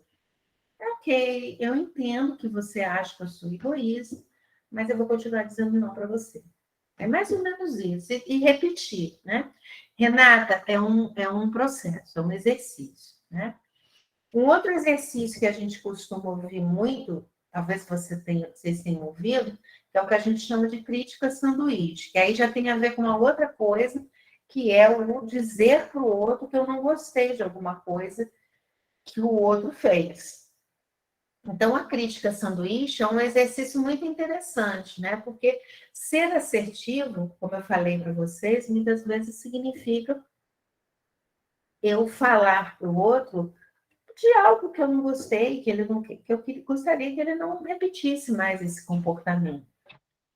E muitas vezes essa é uma área super difícil para a gente, muito complicada, porque, de novo, a gente tem medo de magoar o outro, a gente tem medo de ser agressivo com o outro, a gente tem medo que o outro seja agressivo com a gente, né? E às vezes isso acontece mesmo, porque quando eu vou falar, muitas vezes, quando as pessoas têm finalmente coragem de dizer para as outras, olha, eu não gostei disso que você fez, isso me deixou muito chateado, isso me deixou magoado. Geralmente a gente faz no calor das emoções, quando a gente está com raiva, quando a gente está triste, está magoado. E aí, ao invés de dizer para o outro, olha, eu não gostei do que você fez, esse momento vira um momento em que eu despejo no outro toda a minha insatisfação com ele, toda a minha raiva, ou seja, deixa de ser uma crítica e passa a ser uma hora de desabafo. E na hora do desabafo, movido por uma série de sentimentos, eu posso muitas vezes não criticar, mas até ser extremamente injusto e me arrepender depois do que eu falei. Então, a crítica sanduíche é basicamente o seguinte, é um sanduíche. Primeiro eu digo uma coisa positiva, depois uma negativa, depois uma positiva, né? Então, assim, olha, fulano, eu acho que você é uma pessoa que, na maior parte do tempo, a gente tem um relacionamento que é muito tranquilo, é muito tão tranquilo de lidar com você, a gente tem uma série de afinidades, você é uma pessoa muito respeitosa. Porém, eu acho que talvez por uma dificuldade sua de você se organizar no tempo, você com muita frequência se atrasa quando a gente marca, e isso me incomoda muito. Por isso eu resolvi falar isso para você, porque uma das outras qualidades que você tem é que você é uma pessoa que aprende. Quando você se dispõe a aprender, quando você se dispõe a mudar o seu comportamento, você consegue fazer isso. Então, eu gostaria que você mudasse esse comportamento, pelo menos tentasse, porque isso é uma coisa que me incomoda muito. Perceberam a crítica sanduíche? Né? Positivo, negativo e positivo. Ou seja, o que eu estou dizendo para a pessoa? Eu reconheço que você tem qualidades, eu reconheço que você tem características positivas, mas você em algum momento faz coisas que me desagradam, mas ainda assim eu continuo percebendo as suas características positivas. Então, essa é uma crítica sanduíche. É lógico, pessoal, que não vale inventar coisa, tá? Inventar é muito feio, né? Então, não inventa, seja honesto. Ah, mas e se o outro não tem nenhuma característica positiva? Como é que eu vou fazer um sanduíche? Aí eu vou dizer para você o seguinte: se o outro não tem nenhuma característica positiva, o que é que você está fazendo nesta relação? Né? Você devia repensar isso aí. Mas, enfim, se eu estou na relação, gente, é porque eu tenho coisas, o outro tem coisas positivas também. Então, dá um espaço para você trazer isso e passar para o outro a ideia de que, olha, eu reconheço que você tem, sim, aspectos positivos e aspectos negativos. Aspectos positivos e negativos. Então, essa é a ideia da crítica sanduíche. Essa ideia é algo, gente, que atualmente é lugar comum dentro das empresas. Então, por exemplo, muitas empresas, né, deveriam e trabalham de fato com feedback para os seus funcionários. E uma das coisas que a gente aprende quando a gente vai dar feedback para o funcionário é exatamente isso: falar dos aspectos positivos e dos negativos. Esse é um bom feedback. O mau feedback é quando eu despejo tudo no outro e deixo o outro sempre com a sensação de que ele é uma grande porcaria, que ele não serve para nada. Outra dica também, gente, nessa área de expressão de sentimento negativo, é sempre lembrar o seguinte: ninguém é, as pessoas estão sendo, né? Fulano não é atrasado, fulano não é uma pessoa desrespeitosa. Ele está sendo desrespeitoso nesse momento. Porque quando você diz que o fulano, seja ele quem for, você está colocando uma etiqueta na cabeça dele, dizendo: você é isso e você não pode mudar. E ele fica sem uma perspectiva, porque se eu sou aquela pessoa com aquele defeito, eu não tenho salvação, né? Não sei para onde ir. Quando eu digo para o outro que ele está sendo, porque ele está sendo, porque ele fez isso, isso e isso naquela situação, eu estou dando para ele uma possibilidade de mudança, eu estou abrindo uma porta para a mudança. É isso que eu estou fazendo. Isso vai fazer bem para ele, mas também vai fazer bem para mim, porque eu estou nessa relação. Tá? Então, por isso que a gente fala sempre assim: ninguém é, a gente está. E não é um jogo de palavras. E aí, pessoal, fiquem atentos ao quanto que vocês falam para alguém que fulano é, ou ao quanto que vocês falam para o outro que fulano está. E procurem perceber quando alguém diz você é, Tainá, você é, Vivian, você é, Selma, você é, Márcia, você é, como isso tem um impacto totalmente diferente de alguém falar para você: ó, naquele dia você fez isso, naquele dia você estava sendo dessa maneira, e por aí vai. Então, procurem observar aí no dia a dia de vocês como é que isso se dá. Eu acho que talvez vocês venham a ter uma percepção interessante, né? Quando eu comecei a fazer isso, eu comecei a olhar essas coisas e eu comecei a perceber como isso parece bobeira, parece uma coisa tão boba, né? Mas como isso é importante, né? É a mesma coisa, por exemplo, quando você, sei lá, você vai botar um aviso, não sei se fazer uma comparação talvez indevida, mas é mais ou menos isso, né? Quando você diz, quando, sei lá, você olha para um aviso na rua, em algum lugar, e diz assim: olha, não jogue lixo no chão. É diferente de você dizer: jogue o lixo na lata de lixo, né? Parece bobeira, mas às vezes pequenas mudancinhas no não ou no sim fazem uma diferença muito importante e acabam fazendo com que a gente se sinta mais estimulado a ter aquele comportamento. Que bom, Ana. Que bom que você está fazendo esse policiamento. E uma coisa interessante, Ana, até levando em consideração que a Renata falou do exercício, você vai ver que você tem se policiado. E você vai perceber que daqui a algum tempo você vai deixar de se policiar e fazer isso de uma forma mais natural, sem tanto policiamento, porque isso vai ser incorporado no teu comportamento, tá? Isso é uma questão que acontece muito com a gente, né? Professora, Oi. outra coisa também que acontece bastante é quando as pessoas falam, você sempre faz isso. Ui. Porque não é o sempre, né? É. Não é sempre. É de vez em quando, é naquele momento, mas esse sempre. Não, você toda vez faz assim. Isso também Pesado. entra nessa grade aí do você está e você é, né? Sim. E isso é muito pesado, né, Ana? Porque, assim, vamos parar para pensar, quem é que é sempre assim, né? Isso, Renato, sempre ou nunca. Quem é que é sempre assim? Quem é que nunca faz isso, né? E às vezes pode fazer diferença, pessoal. Aliás, ao contrário, pode não fazer a gente achar que não faz diferença, mas uma coisa extremamente importante, né?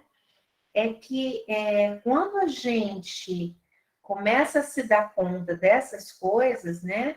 A gente começa a perceber como determinadas falas de outras pessoas, a gente às vezes fica achando, ai, mas eu fiquei tão irritada com fulano, às vezes eu não sei por que o fulano, por que eu estava irritada com o fulano. E quando eu começo a perceber essas coisinhas, eu começo a me dar conta de por que eu estava tão irritada com o fulano, ou por que o fulano está tão irritado comigo. Porque eu comecei a usar essas expressões, eu coloquei o fulano dentro de uma caixinha, e aquela caixa é uma prisão, né? É isso, Renata, são rótulos muito poderosos que fazem com que a gente se sinta literalmente aprisionado, né? Isso é bem pesado, é bem importante, né? Mas, enfim, então essas coisinhas são diquinhas, né? Que às vezes a gente dá para as pessoas, né? Principalmente quando a gente está falando de assertividade. Agora, uma dica que é fundamental, mas é um pouco mais complexa, né? É aquela história, a falta, né? A dificuldade de assertividade, melhor dizendo, ela exprime, né? Ela é a partir dessa falta ou dessa dificuldade em ser assertivo que a gente está deixando claro quais são as nossas dificuldades. A gente nunca pode se esquecer disso, né? Que a assertividade, ela não é, assim como todos, ou pelo menos a maior parte dos comportamentos ligados às habilidades sociais, ela não é uma coisa assim, isolada, sem sentido. Não, ela faz sentido, sim. Ela faz sentido com aquilo que a gente pensa, com aquilo que a gente estava inserido culturalmente, com aquilo que a gente começou a perceber, começou a se dar conta, né? Então, a assertividade tem a ver com isso, tanto a falta quanto a presença da assertividade. Então, o que eu costumo dizer é que a assertividade, desenvolver assertividade é um processo de autoconhecimento e de amadurecimento também, né? Então, eu não sei, alguns de vocês falaram assim, eu aprendi isso e aquilo. Eu aprendi muito, porque quando eu comecei a trabalhar com assertividade, não era nem assertividade, era assertividade, sim, era autoafirmação. Mas eu percebo que de lá para cá eu mudei muito na minha vida e espero mudar cada vez mais. E é exatamente isso, você muda, né? Você não muda só o comportamento, né? Hoje, quando alguém diz para mim, você é muito egoísta porque você está falando não, eu consigo ouvir isso, raramente eu fico chateada, até porque eu percebo, por exemplo, que é uma percepção distorcida do outro, ou às vezes, né, pessoal, é uma forma do outro conseguir o que ele quer, que é que eu faça aquilo que ele quer, né? Você já deve ter percebido isso, né? que nem sempre... Ele não tá tomando banho, não? Oi? Vê se ele tá com o celular, Pedro. Então pega o celular dele e me dá aqui, por favor. Ana, eu acho que o seu telefone, seu som tá... Bom, enfim, então, assim, a questão do egoísta, né, muitas vezes, como outras coisas também, elas são formas que o outro tem de conseguir o que ele quer. Que muitas vezes faça o que eu quero, na hora que eu quero e do jeito que eu quero. Então, quando você começa, por exemplo, a ser mais assertiva, a pensar mais sobre este assunto, você começa a se dar conta dessas... às vezes o outro nem está fazendo isso, mas você começa a se dar conta do quanto que você está sendo, em alguns momentos, manipulado. Né? Quando alguém vira para você e diz, você é egoísta, você é aquilo. Ana, eu entendo perfeitamente. Eu entendo a sua posição, já passei por isso. Graças a Deus, o meu filho não é mais adolescente. Você tem a minha compreensão para este momento, principalmente com o filho que tem que ir tomar banho. Não tem problema, eu entendo perfeitamente isso. Pessoas não assertivas, então, são mais fáceis de serem manipuladas. Sim, Sérgio, com certeza, porque as pessoas não assertivas, elas ficam muito à mercê do outro, né? Porque elas querem muito agradar o outro, ser aceito pelo outro. Enfim, então elas sacrificam muitas vezes a própria opinião, muitas vezes o próprio bem-estar em função do outro, né? Em função de achar que deve fazer o que o outro quer para ser aceita, para ser bem vista e por aí vai. Então, em geral, elas são mais fáceis de serem manipuladas. As pessoas assertivas e as pessoas agressivas, elas tendem a ser menos manipuláveis por motivos diferentes, mas na realidade, não são motivos diferentes. Eu acho que elas têm um foco maior naquilo que elas querem, naquilo que vai ser coerente com o desejo delas, com o que elas pensam, com o que elas acreditam. Né? Então, como elas ficam com um foco maior nelas, eu acho que fica mais difícil delas serem manipuladas. A manipulação, ela acontece muito em função do foco também. Se o meu foco está no outro, eu quero que o outro fique bem comigo, eu quero que o outro goste de mim, o outro, aí a manipulação vai ser mais fácil, né? Vai ser mais fácil de acontecer. E um detalhe fundamental, né, gente? Pessoas que têm um hábito de manipular os outros, elas são muito perspicazes, né? Então, se eu sou uma pessoa que tendo a ter um foco mais no outro, por exemplo, o outro vai perceber também. É óbvio que o outro vai perceber. Todos vamos perceber.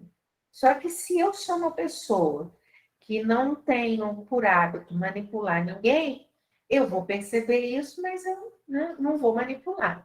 Já uma outra pessoa que tem um hábito de ser mais manipuladora, de usar a manipulação como forma dela conseguir o que ela quer, ela vai perceber essa fragilidade, essa vulnerabilidade do outro, e facilmente ela vai também usar isso. E muitas vezes o outro não vai saber como sair disso, né? Então, isso também acontece. Ou seja, a dificuldade do outro de ter foco em si mesmo, ela muitas vezes ela grita, ela fala por ela fica explícito para o outro, né? Agora, gente, implícito, né? Eu não dei um nome, né, para isso, mas eu, de uma certa forma, estou falando disso, é que a assertividade, né, ela precisa, né, é uma necessidade da assertividade para ela ser uma habilidade socialmente cada vez maior, é preciso que ela venha acompanhada de uma outra habilidade social, que é muito famosa hoje em dia, que é a empatia, né? Que é essa habilidade de eu me colocar no lugar do outro, né? Então, vamos pensar um pouquinho o que é empatia. Eu trouxe aqui uma apresentaçãozinha bem rapidinha para vocês, que é o seguinte, ó. Empatia. A empatia envolve 3 estágios. O primeiro, né? Eu preciso deixar que o outro entre no meu mundo. E esse outro tem que querer entrar no meu mundo.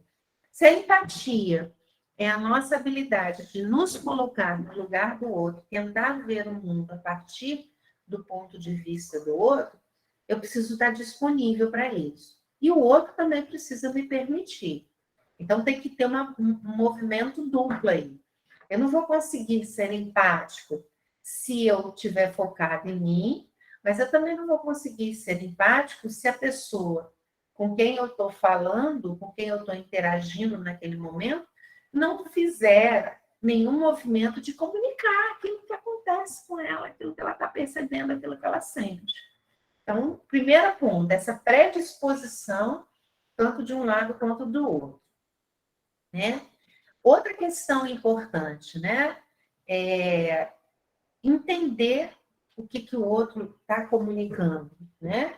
Se colocando no lugar. E aí, gente, o entender o outro, muitas vezes, significa eu recuperar a minha experiência, né?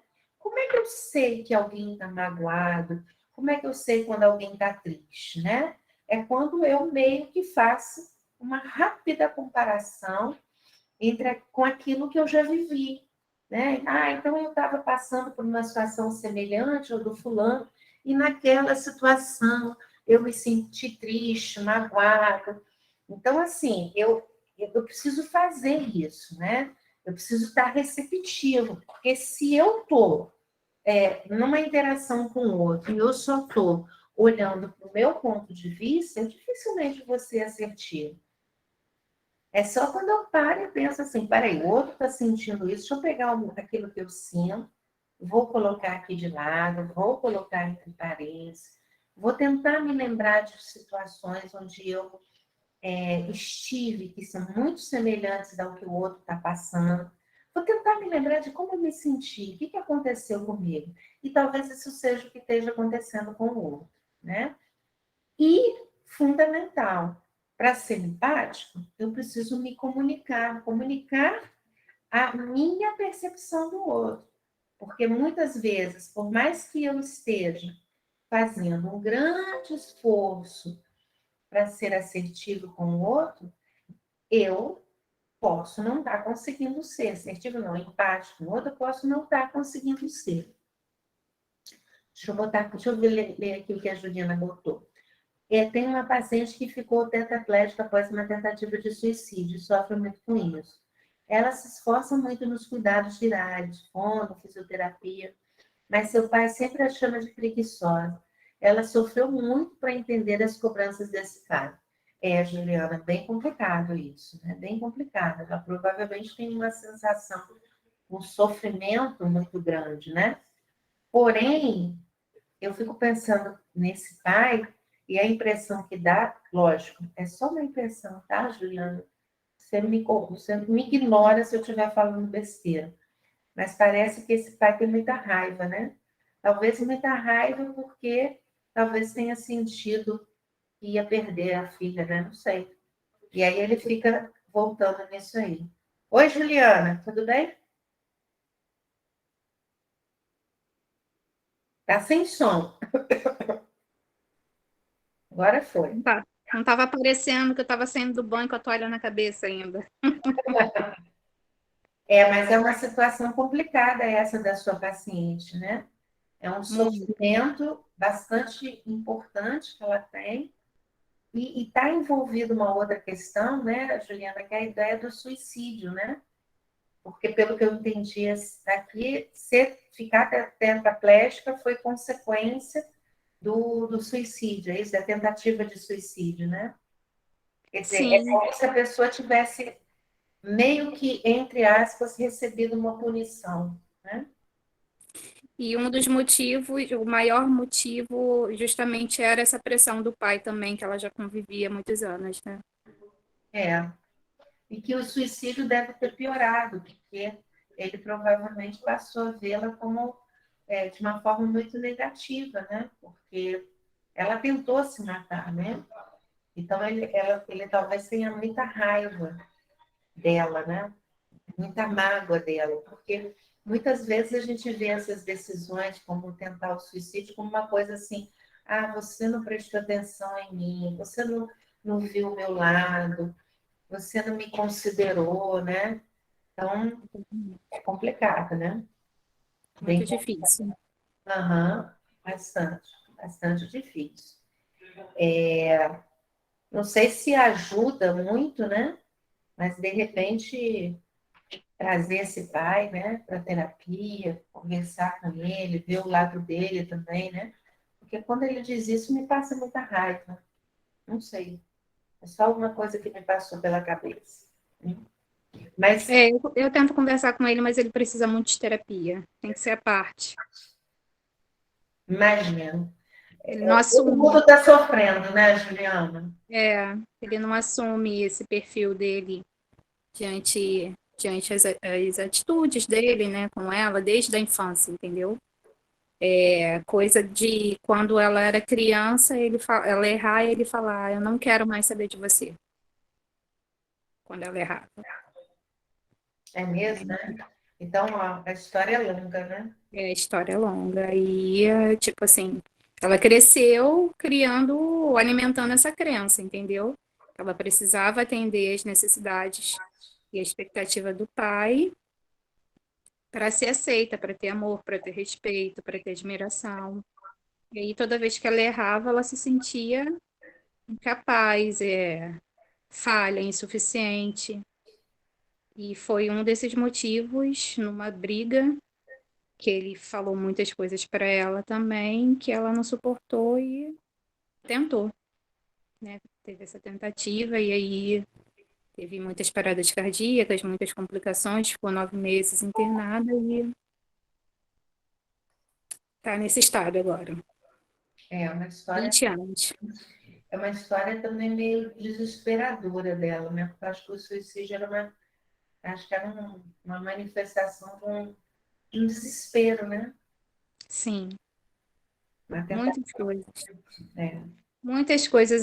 A mãe e o pai sofreram um acidente de carro e a mãe era muito amiga. E a mãe faleceu nesse acidente de carro e o pai não. Mais uma perda, né? Mais uma perda, mais uma culpa para esse pai também, né? Mais uma responsabilidade para esse pai também, né? Na visão dela E provavelmente o dele também, né? também. Só que é a pessoa que não admite, né? Não admite nada. É verdade. Sempre muito forte, sempre muito correta. Então, dá sempre a impressão para os filhos de que nunca erra, nunca falha. Entendi, entendi. Deve ser difícil conviver, né? Mas isso me fez pensar em uma coisa, né? Mas, Juliana, antes de eu falar o que eu estou pensando, a Vivian levantou a mão. Fala, Vivian. Ô, professor, engraçado que antes dela verbalizar aí, já tinha me vindo esse insight, né? A mente da culpa, da questão da culpa. Aí ela foi verbalizou, então reforçou, né, o que eu já estava realmente engraçado e tem tudo a ver com a questão do primeiro direito que a senhora falou, né, sobre que tem essa questão da culpa, né? É, E assim, só confirmou que eu estava tentando aqui, né? A gente ficar pensando, né, para tentar ver se consegue ajudar. E a questão da culpa aí está muito incutida aí na história. é É verdade. isso. Eu estava pensando, Juliana, isso que você falou me fez pensar uma coisa, né? Às vezes a gente tem uma falsa impressão de que ser empático é uma coisa relativamente fácil, né? E aí, com a história que a Juliana trouxe, né? Você fica pensando, né? Lógico, essa moça, né? Sofrimento, claro, evidente, dor, eu diria até que talvez desespero, né? Então, é relativamente, entre aspas, fácil perceber o sofrimento dela, né? Porém, e aí é que eu queria chegar, né, gente? Se a gente está falando em termos teóricos da empatia, a gente poderia dizer, mas esse pai também precisa de empatia, né? Precisa ver o lado dele também. Só que é muito difícil, né? Geralmente a gente tem, quando a gente tem uma história assim, em que alguém faz coisas assim muito ruins para o outro, né? De muito que causam um sofrimento muito para o outro, a gente tende a ser empático com quem a gente vê o sofrimento é mais visível. E quem o sofrimento é menos visível, que se recusa a mudar o seu comportamento, como talvez seja o caso desse pai, a gente acha que a empatia não se aplica a ele, né?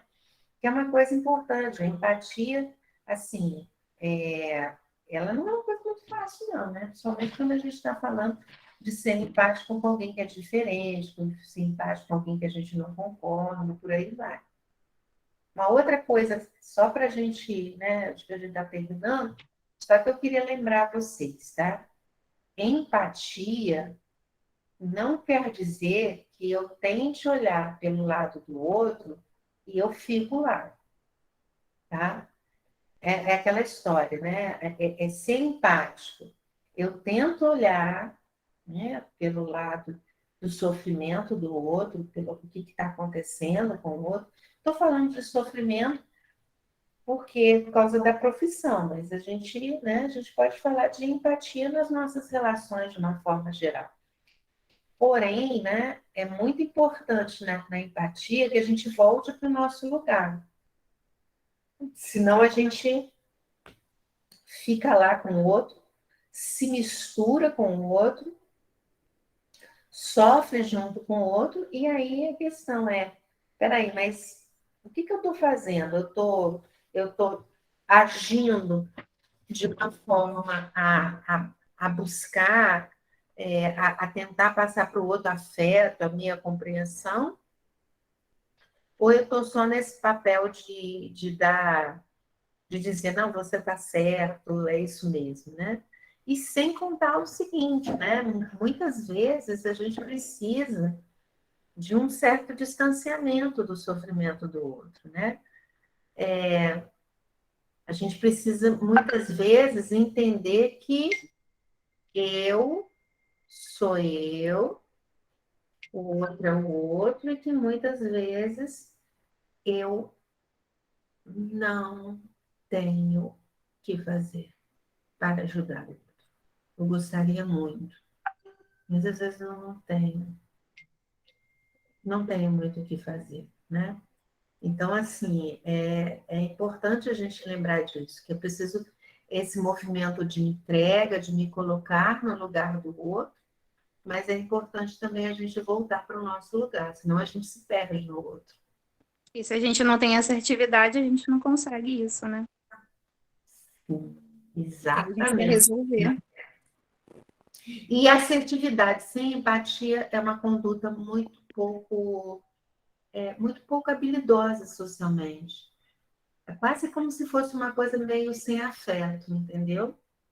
É preciso, né, as duas coisas. Assertividade sem empatia não funciona. Empatia sem assertividade também é muito complicado. Ou quando toleramos alguém que desrespeita o nosso limite, somos nós. Exatamente, né? A gente pode adoecer, Márcia. É isso aí que você falou.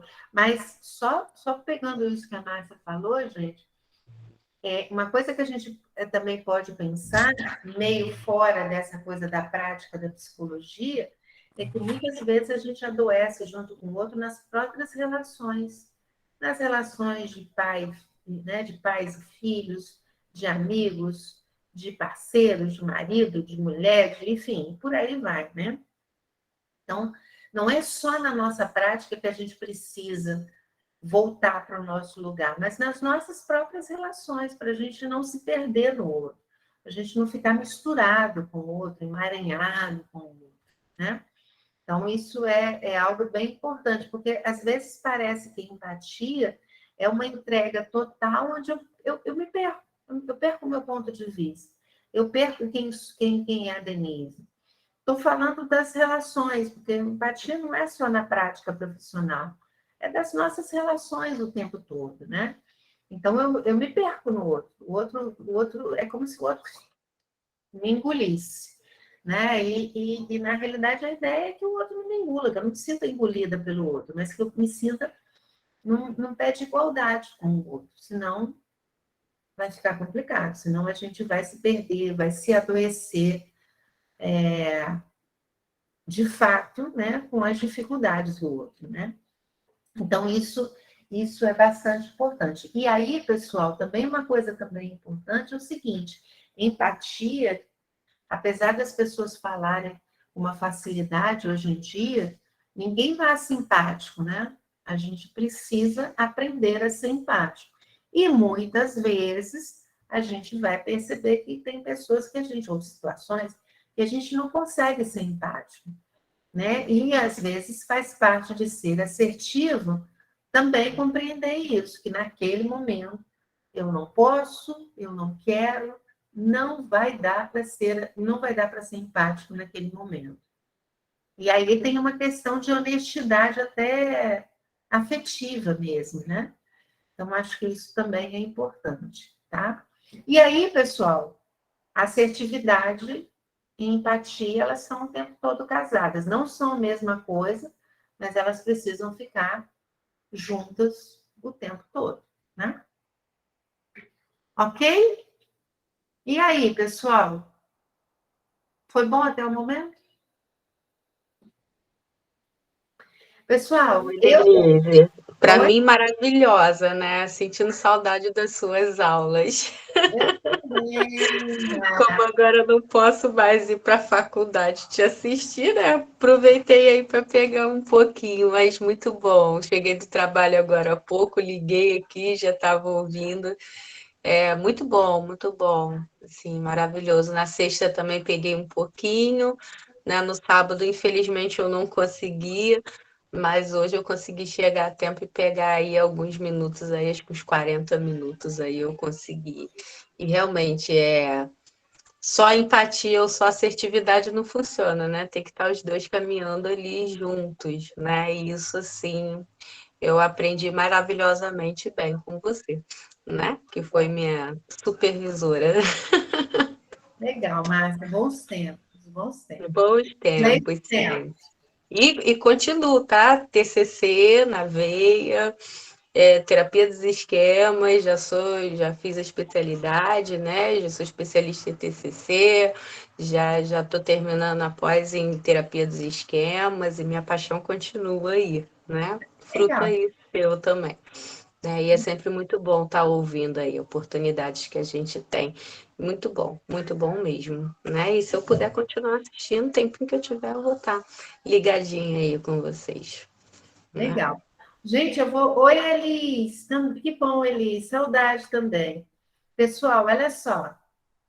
A ideia de fazer o grupo de WhatsApp, eu sou uma das pessoas que mais tenho preguiça em grupo de WhatsApp, né?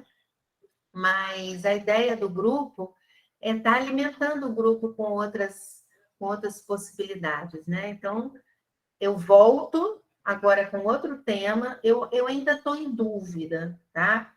Eu pensei em transtorno de personalidade, né? Não sei se tudo, porque tem muita coisa, mas é um tema que eu gosto muito, até aproveitando que a Márcia estava falando de terapia do esquema. Então, eu vou fazer no mesmo esquema, tá? Do mesmo jeito. Então, fiquem atentos que quando tiver, eu vou colocar lá para a gente se encontrar novamente. De repente, no mês que vem, né? A gente tem, lá para o final do mês que vem, a gente volta a se encontrar. Tem uma coisa aqui que o Sérgio colocou, deixa eu ver o que o Sérgio colocou. Percebo que no consultório que a falta de assertividade aparece em todas as idades. Sim, Sérgio, não tem idade para isso, né? seja com criança, com adolescente, né? Tem alguns psicólogos muito bons, brasileiros, inclusive, que eles fazem um trabalho muito bacana de treinamento de habilidades sociais na escola, Sérgio. Eu acho isso fundamental. Ensinar as crianças, os adolescentes a serem assertivos, quanto mais cedo, melhor, né? Mas não tem idade, com certeza. E outra coisa, né, Sérgio? Como é difícil também para o próprio psicólogo ser assertivo. E ele precisa muito, ele não precisa só de empatia, não, precisa de ser assertivo também. Oi, Tainá, levantou a mão? Queria agradecer mesmo, eu amo habilidade social. Eu sei. Estou apaixonada. Eu estudo sempre. Eu falei, ai, não foi uma oportunidade tanta. E eu aprendi muito contigo, né, Denise? A gente Lembra como eu era, né? Eu passava mal só de ter que falar em público. Eu melhorei muito. Com certeza, eu estou te vendo aqui, ó, falando comigo. Denise, isso é muito importante mesmo, porque eu tive um paciente que ele entrava no consultório, ele nem falava. Aí eu consegui fazer com que... E hoje ele se mostra, faz performance e tudo. Ele não fazia nada disso.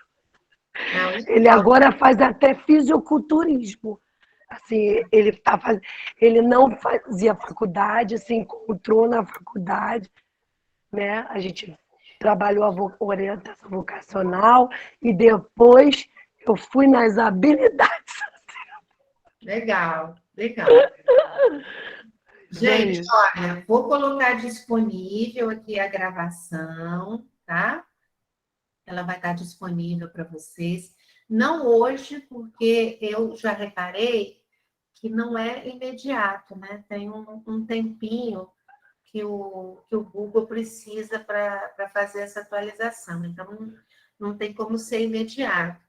Provavelmente amanhã, quando eu entrar, foi isso que aconteceu da outra vez. Não sei se tem a ver com o tempo de gravação, não sei, né? Não sou muito entendida disso, mas só para avisar para vocês que demora. Mas vou colocar lá.